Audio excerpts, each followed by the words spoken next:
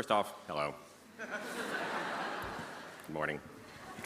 After all the parties last night, I was worried a bit that I would be speaking to an empty room here, though I am glad that you've all managed to roll out of bed and make it down here.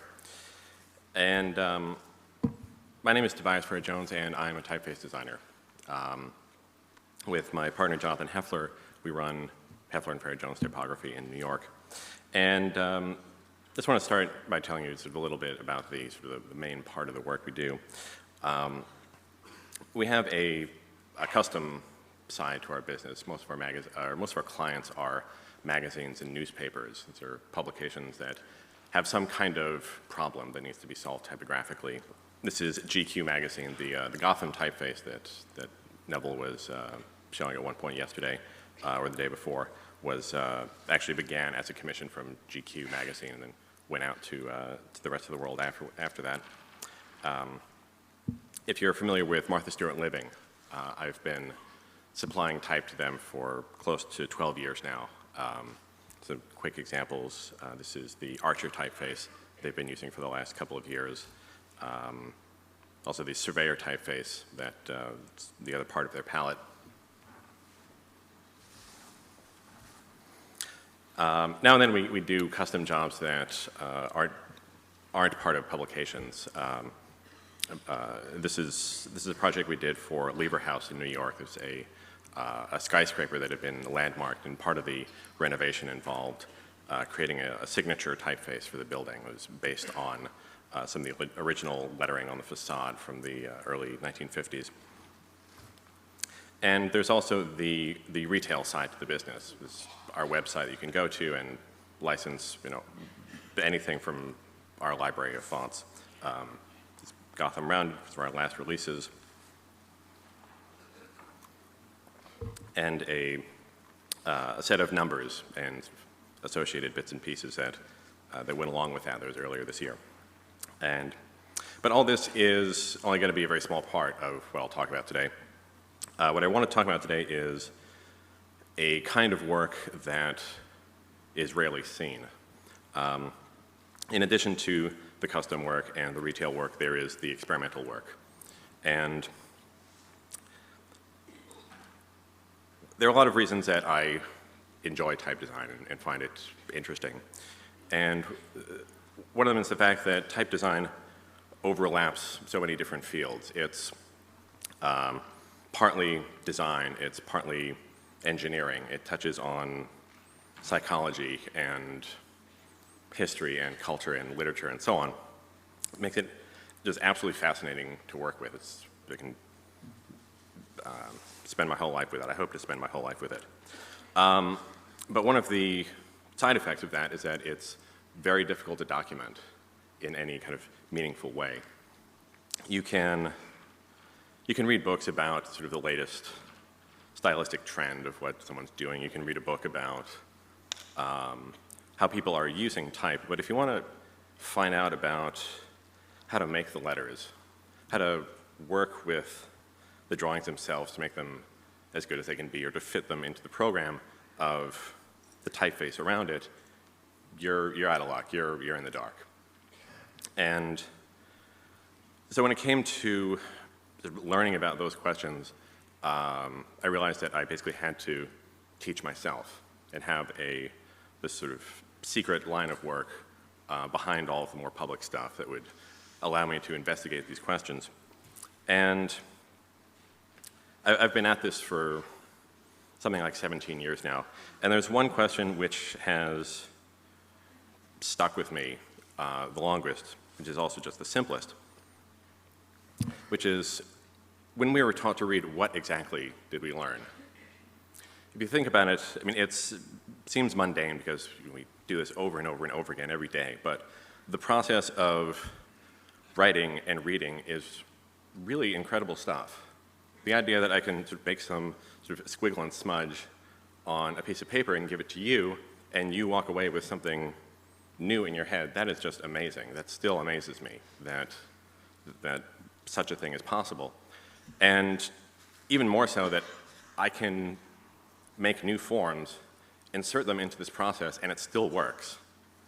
I don't know what kind of process works that way, but because this is what I do, this is the center of everything I do, I feel an obligation to know better how exactly this works. One of the techniques that I've come up with to sort of investigate this sort of process that's very sort of obscure is to look at this machinery or this process and deliberately break some part of it just to see what collapses and what survives. When you watch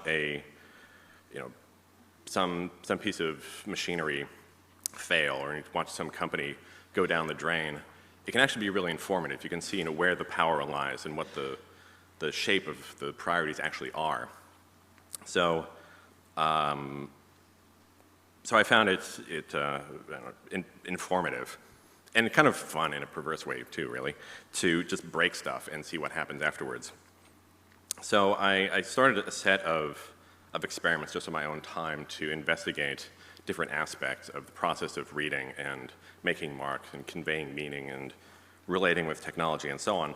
So much of what I have is actually a selection of those projects over the many years. There's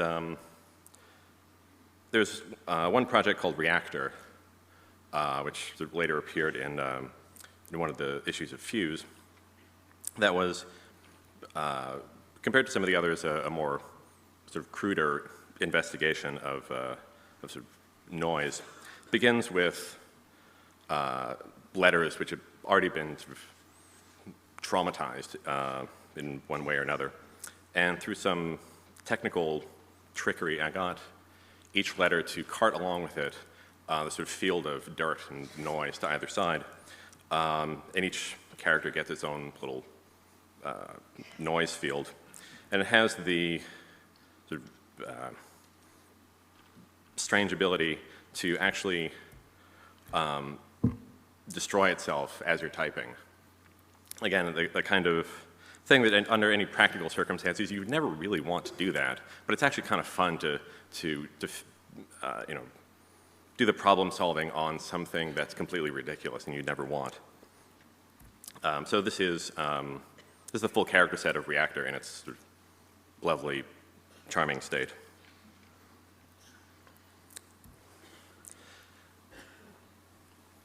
Some of the more sort of subtle ideas of legibility were, or investigations into legibility, had to do with sort of interference and our familiarity and our expectations. This was one project called Supermodel, which begins with these forms. It's actually not the typeface, but with a little bit of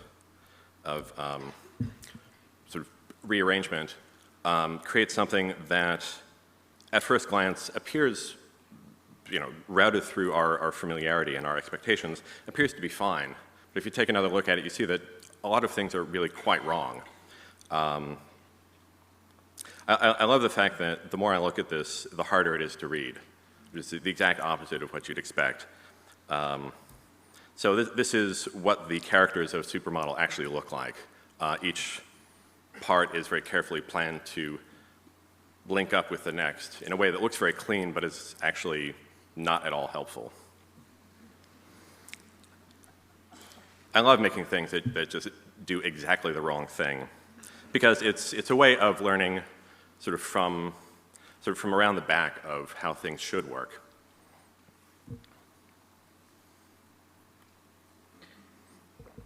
I don't know if it's an apocryphal story, but I heard somewhere that the filmmaker Fritz Lang never showed his students good films, because he felt that doing so would only teach the students how to make good films, but in that particular way.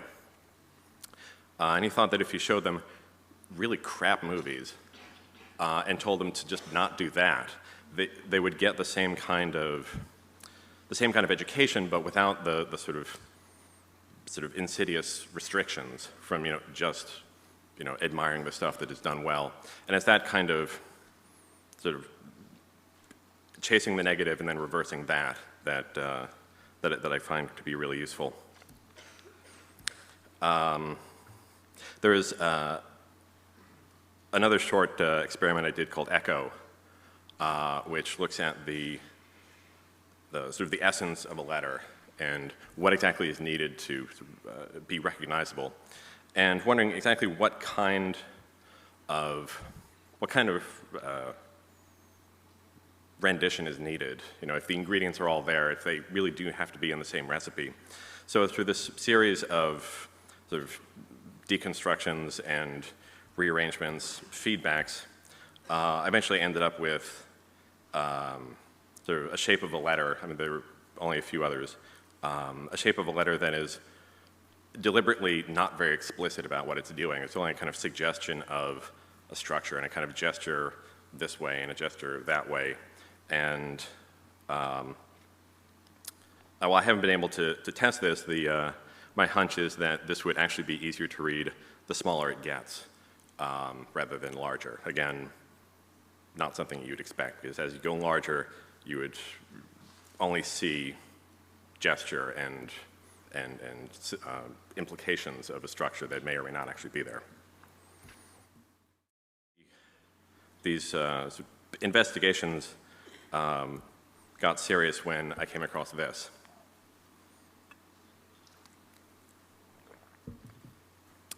There's an English researcher named Oliver Selfridge, which some of you may be familiar with. In 1959, he proposed the Pandemonium model of pattern recognition, and which has since become a basic tenet of artificial intelligence theory.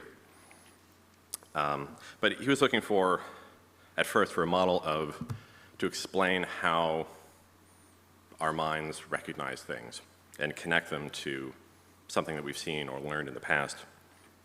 And it works something like this. And I've adopted this to the process of reading through the work of a couple of other researchers. But the process goes something like this. We're sitting somewhere minding our business, and then this object comes at us. And there are sort of two sort of sets of entities, which Selfridge called demons.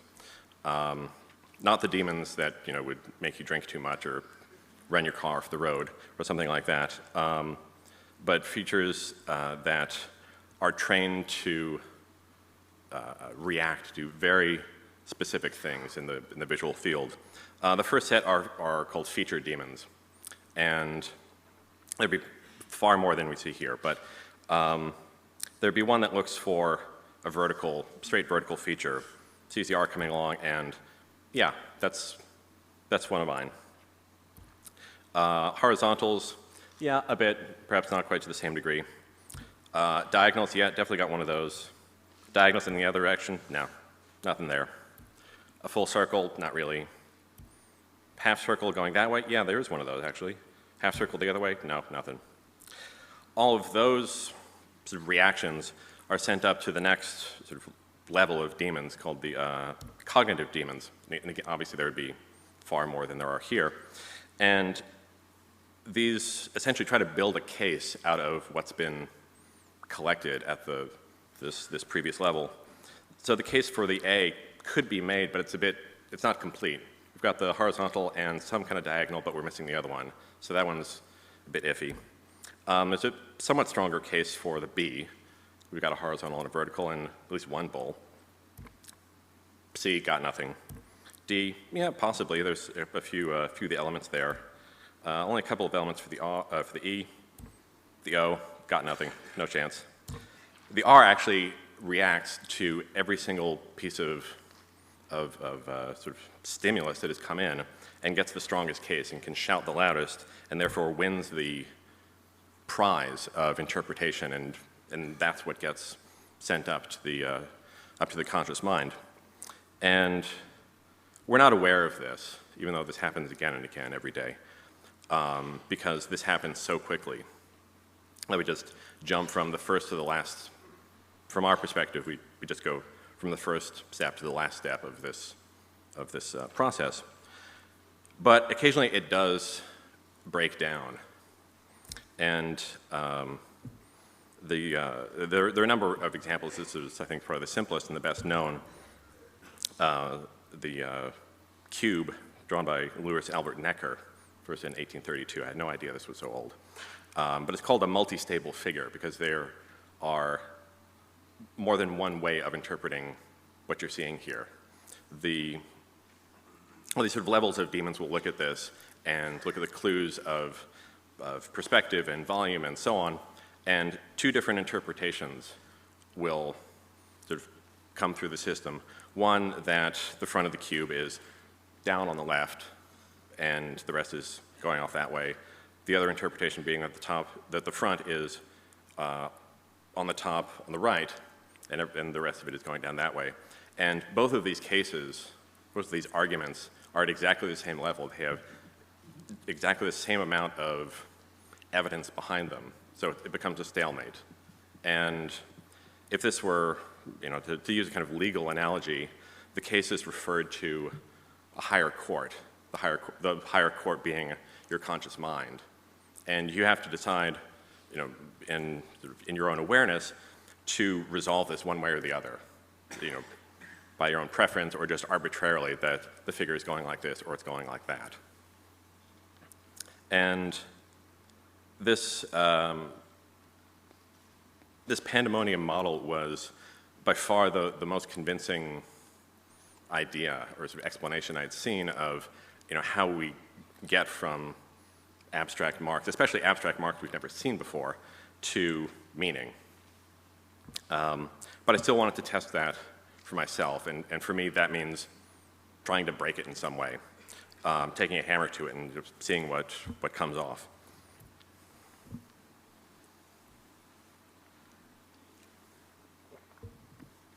So with that Necker cube as a lead, I tried to make a typeface that would have that kind of multi-stable property, if for nothing else, to slow down that super fast Pandemonium sequence, so I could actually hopefully see what's going on in there.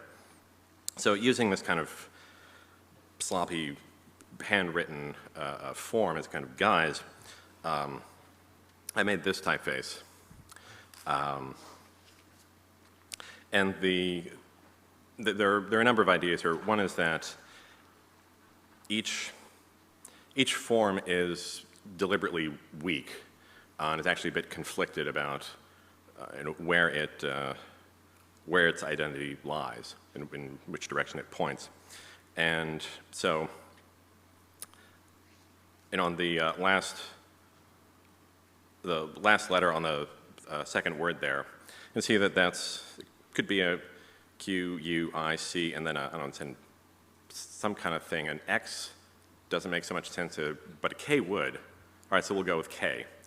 And in this case, the higher court that's being appealed to is the context of all the letters around it, and your experience as a reader is sort of coming in and shoring up these forms that have been so deliberately weakened.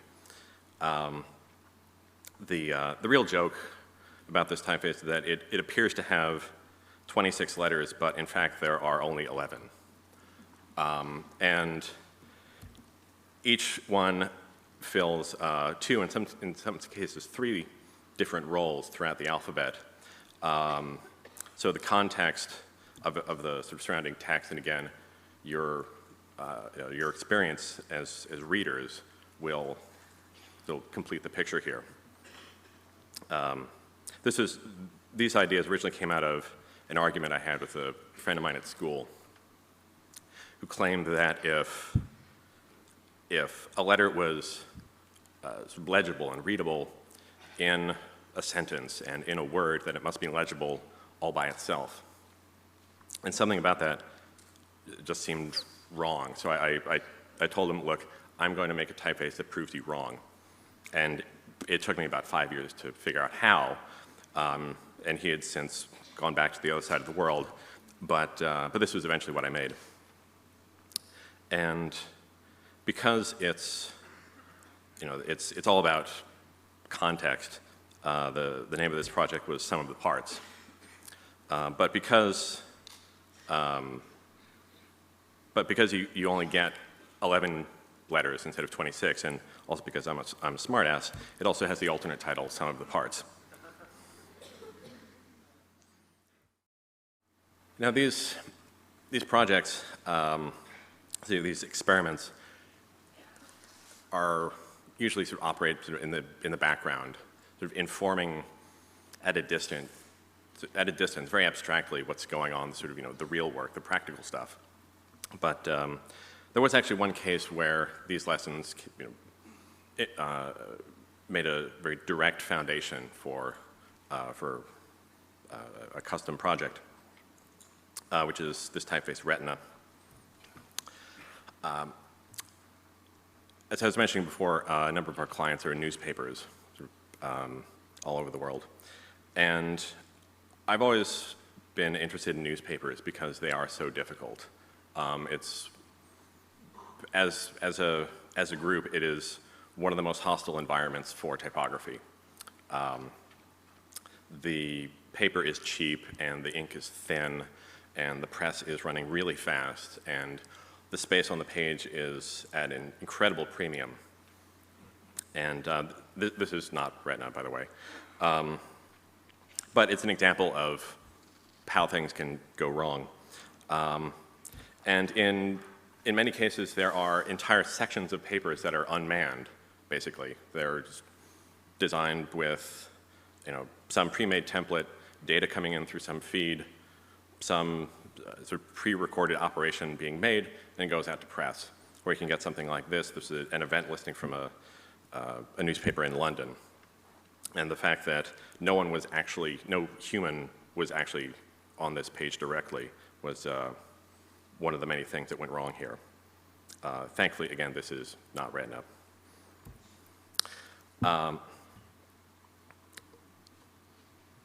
Scale has been a problem in typography for, well, basically forever. Regardless of technology, whether you're looking at digital type or phototype or handset type, dealing with scale has always been a thorny problem. Because it isn't really about the technology, it's about our eyes. And for type to look its best at different sizes, it actually has to be drawn differently. Some designs will need this more than others, but generally, type drawn for large sizes will need a finer contrast of sharper details, slightly different overall proportion, and certainly some tighter spacing. Down at the other end of the scale, you want the contrast between the thick and the thin to be much lower, features to be blunter, spacing to be opened out. And as you go to smaller and smaller sizes, the changes that you need to make are pretty severe. So if, just to sort of sum up the last couple of ideas, if newsprint is hard and setting stuff at small sizes is hard, agate, which is the collective term for all the really small stuff in the newspapers, whether it's stock listings or sports statistics or classified ads or any of that stuff, is just about the most difficult thing that a typeface could ever hope to take on. And because I'm, I don't know, batshit crazy or I'm just a complete nerd, I really like stuff that's really, really difficult. So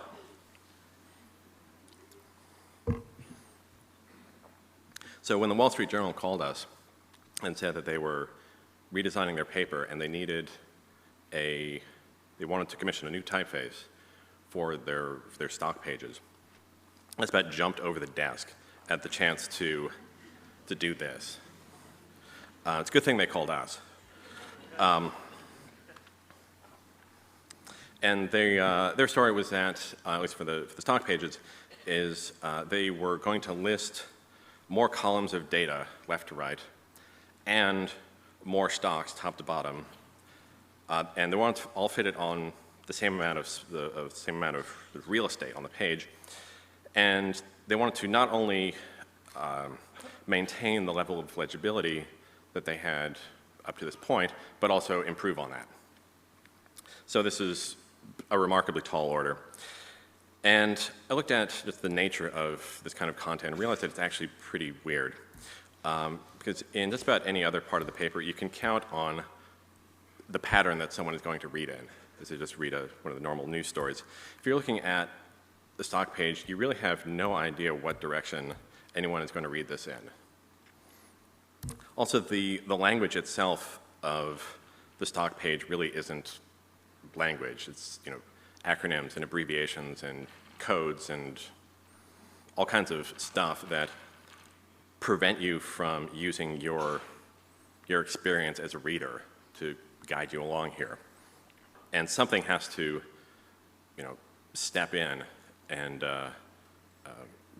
make up for that weakness, that inability to use your experience, and that has to be the letter forms. So with needing something, a bit radical to address this, I thought it would be good to go back to some of those weird things I'd done before, deliberately breaking things and seeing if I could reverse them, turn them back the other way to make something that's actually constructive. And thinking about most of all about that sum of the parts face with its deliberate ambiguity, I set out this policy of finding in each letter something that is entirely unique, something that happens here and nowhere else in any other letter, and just amplifying that as much as possible. So in the case of the capital B, for instance, I decided it was the join of the two curves on the right side and that little triangle of white space left over. So that's just made as big as possible, and the rest of the character just follows along as it needs to. In some cases, the identity of a character could be sort of amplified by strengthening a difference between one letter and a similar letter. So for instance, the outside silhouette of the E was made as square and vertical as possible. That of the F, which is structurally quite similar to it, the difference is emphasized by making its overall shape as diagonal as possible. And it was funny, while I was thinking about this strategy, I passed by this was a pharmacy which had just closed on the Lower East Side of Manhattan. And I looked up at the sign and I actually laughed because the two things that make this 3 into a 3 and not an 8 or a 0 or some other random piece of junk, which is that little bit of space over on the left side and that join on the left side, have been made pretty much as small as they can possibly go. So this is a great example of sort of the anti-retina, sort of what I actually didn't want to do. And I could only assume that this business had closed because of insufficient typography. So as I was developing Retina, I was comparing it to Helvetica Condensed, because that's what the journal had been using for decades, and I wanted to be sure that that Retina would fare well under any circumstances, but we also had to tell our client how it was doing against Helvetica Condensed specifically. So I did a number of sort of isolated tests to try to subject the type to one kind of stress or another. A lot of the readers of the physical paper are the older demographic of the Wall Street Journal's readership. They're retired stockbrokers. Anyone who's actually active in trading will get all of their prices and stuff online. So failing eyesight was sort of another sort of factor that had to be rolled into this. So how all of this looked a little bit fuzzy was something I made sure to have a look at. And the B and the 8 I thought were a good example. So on a stock page, just about any letter number will land next to just about anything else. And I found that with only a little bit of distortion, a little bit of fuzzing, Helvetica becomes really unclear. It's actually quite fragile. you only have to shake it a little bit before the identities break, which is kind of surprising. So I built in lots of sort of asymmetries wherever they would be appropriate, and something like the B to sort of keep its identity sort of as durable as possible.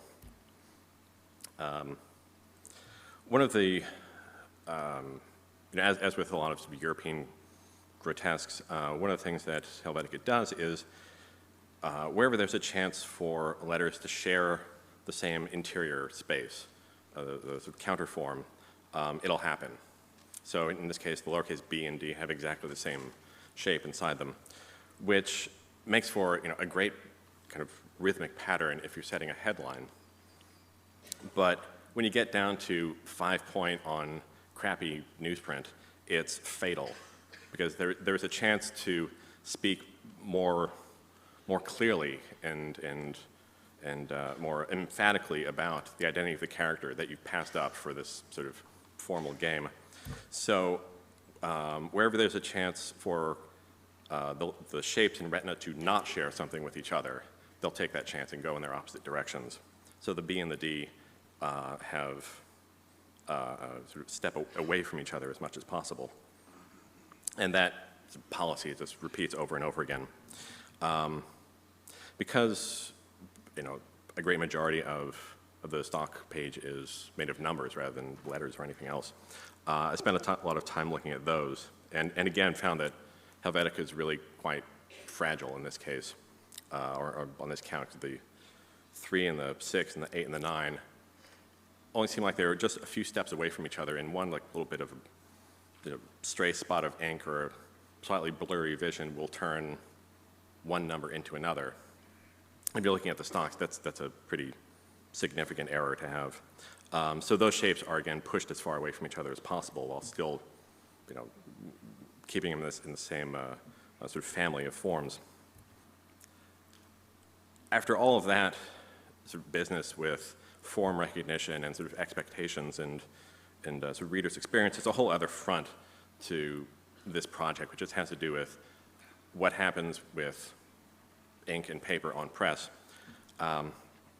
So if I were to draw a letter, let's say a lowercase f, the way I might like this lowercase f to look, what I might draw is what you see on the left will come out on a press, will look like something what you see on the right, where the joins of forms have been sort of gummed up and filled in. And that's really not something, that's just really not very helpful. So the way to solve this is to actually build the solution in before the problem happens and cut notches into these intersections so that those will fill up with ink, and what you're left with is actually kind of normal looking. And I spent a lot of time figuring out how exactly to take all these little notches out of every single intersection. And it's not done in sort of cookie cutter fashion. You can see the one on the top right here is dug in a little bit farther because that form, that counter form is more vulnerable because it's so much more surrounded, so it needs a bit more help to survive. So as this policy of cutting notches into every intersection is carried to its logical conclusion, some really remarkably strange things started to appear on the screen. So this is how we ended up with a $ that looks like sausage links, and the euro and O/ and the rest, which I don't know what those look like. But we were able to test successive versions of these typefaces in the journal's formats, on their paper, on their presses, to be sure that all these weird things that we're doing are actually going to add up to the right, they'll interact with the ink and paper the way we want them to and come out looking well at the end. And this is what it looks like in the end. This was, I believe, the last day of the old format and the first day of the new format. So Retina's maiden voyage. And in addition to fitting all the sort of new stuff onto the page, there's actually space for even more. Where they had space for 9 lines, they now had space for 10. And even with the sort of extra stocks being listed, we did a bit of sort of quick calculation about how many lines that saved, how much space that was, how many copies in an issue, how many pages in an issue, how many issues in a year, how many tons of paper that was, how many trees that turned into, or that used to be, how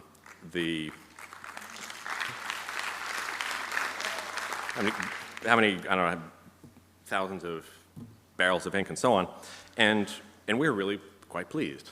It's rare that because this wasn't actually part of the brief was to it was to get more stuff on the page. It wasn't necessarily to save paper, but we managed to pull that off anyway. So we were really quite pleased with ourselves. It's rare that a typeface has an environmental dimension to it. And then we checked back a few weeks later and found that that rather than using less paper, the journal took this opportunity to sell more ad space. So that was short-lived.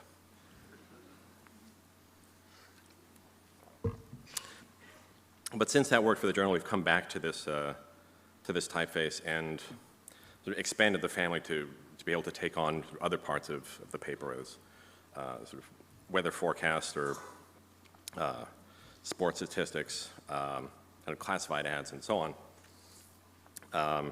And we've also been looking into sort of expanding this use to things outside newspapers because of its sort of durability and its sort of ability to stay legible at incredibly small sizes. Early on in the process, I was proofing this at I think 2.5 point on a laser printer. I wanted to print it lower than that, but the resolution of the printer just wasn't up to it. But I can tell you that the wider versions of this can actually be read at 2.5 point. So that's the sort of the end of the work, and this would be the point where I get to offer up some kind of conclusion.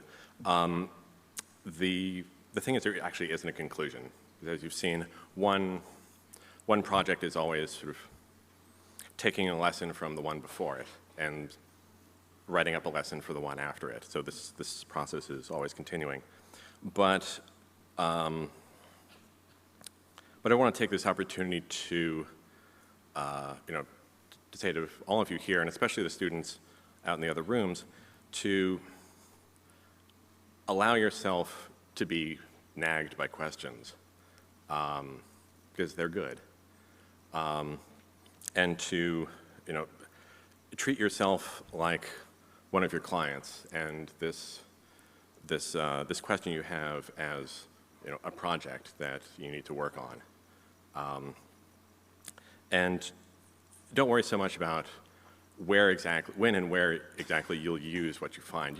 Don't worry, the problem will present itself to you, and you'll want to have that experience, that understanding, that sort of insight on hand, because no one is really going to do that for you.